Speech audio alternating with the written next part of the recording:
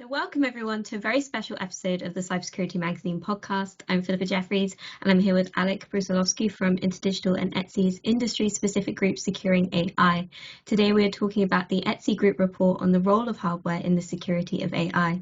Welcome Alec, thank you so much for joining me today. It's my pleasure, thank you. To start with, perhaps for those who might not be completely aware, could you start by explaining a little bit about ETSI and the group? Okay, well, ETSI is an acronym that stands for European Telecommunications Standards Institute. Mm-hmm. In the past, there was a joke that E in ETSI stands for Earth. And it was a joke until it stopped being a joke because really the standards are not just European, even though it's a European organization and it's one of the three main organizations that are approved for standards by the European Commission. But yes, it stands for Earth. I'm sorry to say it. And that's not a joke anymore. ETSI works by committees and ETSI works by the ISG. So SAI is one of those ISGs. The charter of SAI ISG includes all security issues that are relevant to AI, and hardware security is one of them. So that's pretty much how we can segue into the GR itself. Yeah, and this year ETSI and the group released a group report, which I'll link with this episode if anybody wants to read it, looking at the role of hardware in the security of AI. Could you please give a quick overview of its scope and kind of objectives? I would put into four main objectives. To identify the role of hardware, both the specialized one and the general one, in the security of AI. The second one, to address the mitigation strategies that are available or that we can envision to be effective. Review possible strategies to secure hardware for AI, and to provide a summary of academic papers. We have pretty good bibliography at the end of the GR. So those are four main, and I think we try to address all of them and to a degree with it. Thank you. Great. And who would you say that this report is specifically relevant to? Who should be really paying attention to this? Pretty much the audience includes implementers of AI. That means, well, AI is I don't like the term AI in terms of artificial. I like to use algorithmic instead. So in the last maybe 60 years, algorithms run on computing platforms. So if the platform is not trusted or is insecure, then I don't believe that anything that we build on that platform as a foundation could be trusted or secure. So it's the first item to address would be the foundation of what we try to build on the platform, right? So I would say that it's almost to anyone who is interested in AI security. Which is a lot of different people, right? Right. I would recommend all of them to start with the hardware or the platform integrity, platform security for AI. Okay, that would be the target audience. For I'm sorry. Yeah. So you're saying, yeah, starting with the hardware for security of AI, which may not be the first place people jump to. On that note, kind of what vulnerabilities or limitations does hardware have with regards to attacks on AI applications? Well, I would like to kind of reiterate that AI is just a very specialized computing algorithm that runs on either the specialized platform or general or IT platform. Any general vulnerabilities of computing is fully applicable to AI security, and I would insist that they have to be addressed first, only then go into specific AI vulnerabilities. We also cover those cases where AI actually helps hardware. There are two use cases that I particularly like there, but we'll go to that a little bit later, right? Mm-hmm. So that's kind of my answer, is that it's applicable to everyone, and I would recommend to start with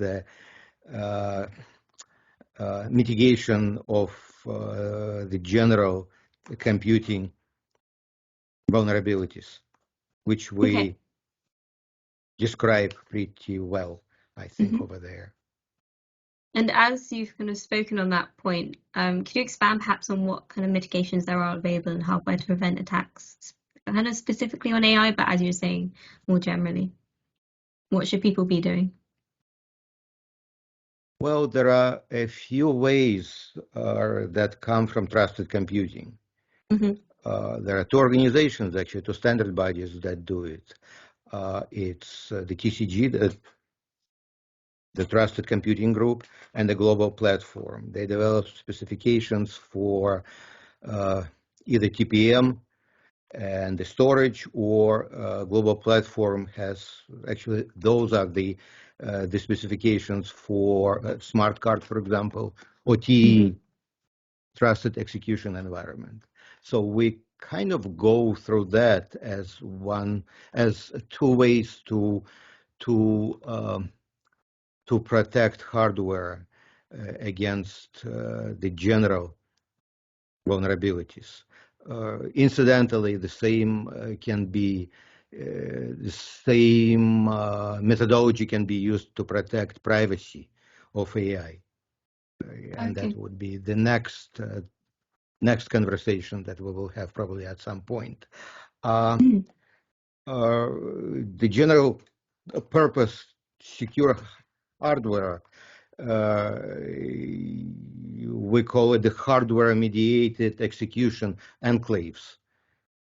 The same terminology is being used in ETSI and FE, incidentally.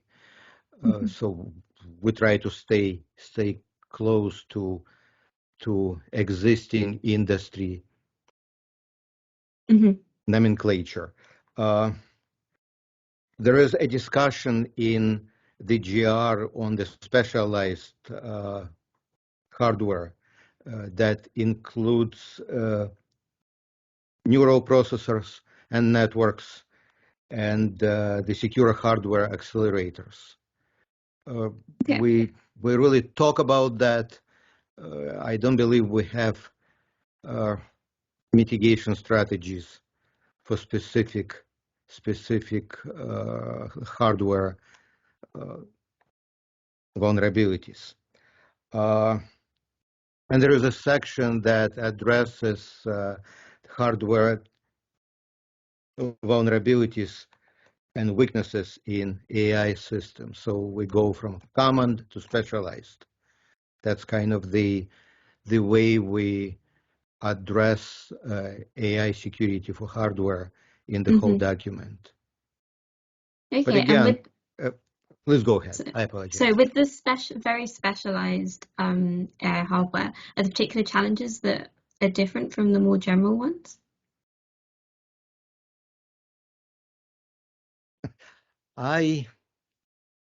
Again, I would like to start from the generalized. Once we protect against more general vulnerabilities that exist also in a specialized hardware, I would try to address those. That would be just the right approach. Otherwise, we will miss a lot. So start with general and go into specialized. Okay, and something you mentioned was privacy. I guess with AI, it requires a lot of data, no? And I just wonder what your thoughts were on protecting that data in that kind of system. Well, confidential computing may cover privacy for AI. There are certain privacy attacks that can get private data out of the models, for example, regardless of whether the hardware platform is protected or not. Incidentally, I am the editor of another GR that deals with the privacy for AI, so the audience probably will have to wait a little bit for that. So I really don't want to go too much about this, but yes, we have a chapter, a section in the privacy GR that talks about hardware-assisted privacy protection. So it is linked to hardware security for AI.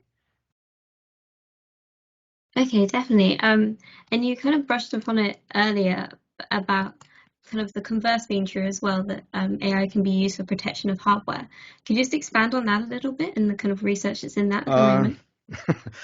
There is a section on use of hardware as one of the main approaches against the side channel attacks. The other thing is there is an interesting paper that we discuss about the use of AI to detect the counterfeit chips. So it's kind of protection, but it's protection on the supply chain link. So it's not a direct protection at execution level, but rather protection of the supply chain. A few years ago, it was an interesting article about judging the number of integrated circuits in circulation from 1 to 10% being counterfeit. Oh, really? Where we really don't know which one. It's very hard to find out which one is the real one and which one is counterfeit. And as you can imagine, counterfeit can have the whole chapters of code dedicated to execution of something that might never be the goal of the creators of it. So, and that code might be yet another zero-day attack or something like this. So to detect breaches in supply chain, the use of AI would be very interesting. The other thing would be hardware trojans. We discussed that. So the use of AI to detect hardware trojans that are already embedded in the hardware. And how successful is this kind of method for detecting those kind of things within hardware? I'm so sorry, I didn't. How successful is using this kind of method with AI to detect such issues within hardware? It is probably less than 100%. It's a very safe bet, right? Like everything in life. Yeah. Not guaranteed. I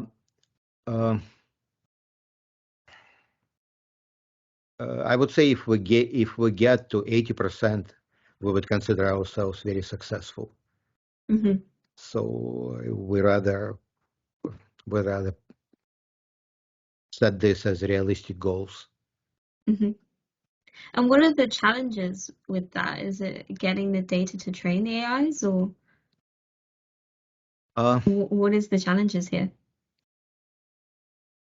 I think the main challenge is that AI, since it's using training data, which is by default historical data, it's always conservative, which means that if something very new is going to happen, and we train ML or AI system on the historical data, it might not have enough training to detect the zero-day attack.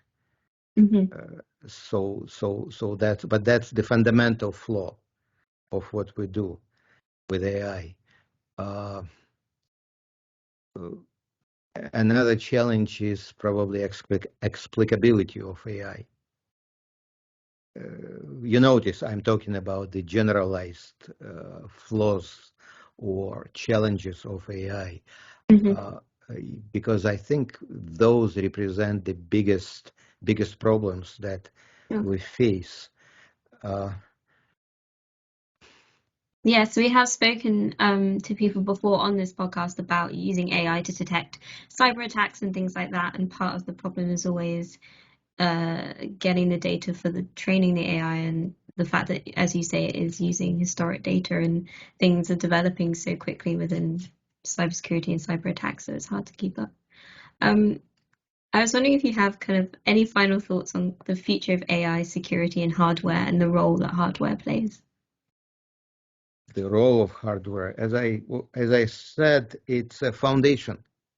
We need to start security of AI from the foundation, and that would be hardware. It's hard to run AI algorithm, either learning or the model themselves outside of computing systems. So we are bound to run them on secure platforms, on trusted platforms. That probably, again, would start from the very general ideas of how to secure the platform, then go into more specific AI aspects, like we started to talk about privacy and so on. Incidentally, again, there is another GR that is being developed, GR 009, which deals with the secure platforms for AI. It's kind of, it builds on 006 that we're talking about right now. So that probably would be a more targeted approach. We, in 006, we focused on target selections, more or less, with 009. And with 009, we talk about more of real approaches, real life approaches, and maybe some solutions also. You also need to, the audience need to understand that we're talking about the reports, so we staying away from requirements.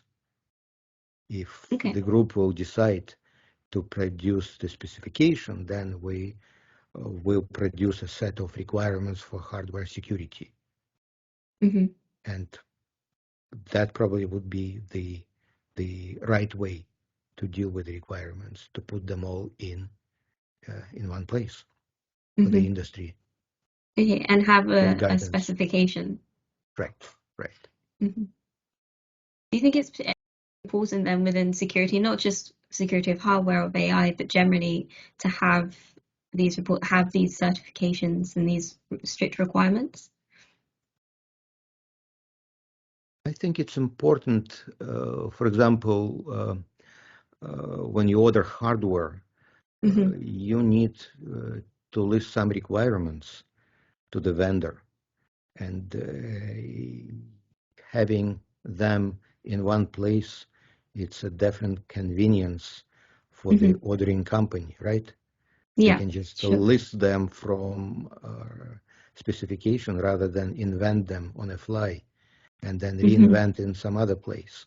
So that's the main purpose of having specification, is just that. Then also it's easier to compare offering from the vendors. Sure. If they cover 1 to 3, only 1 and 2. So I would say that that's the main purpose. Okay, fantastic. I'm afraid we're kind of coming to the end of our time, but thank you so much, Alec, for taking the time to talk to me about this report and AI and security. Thank you.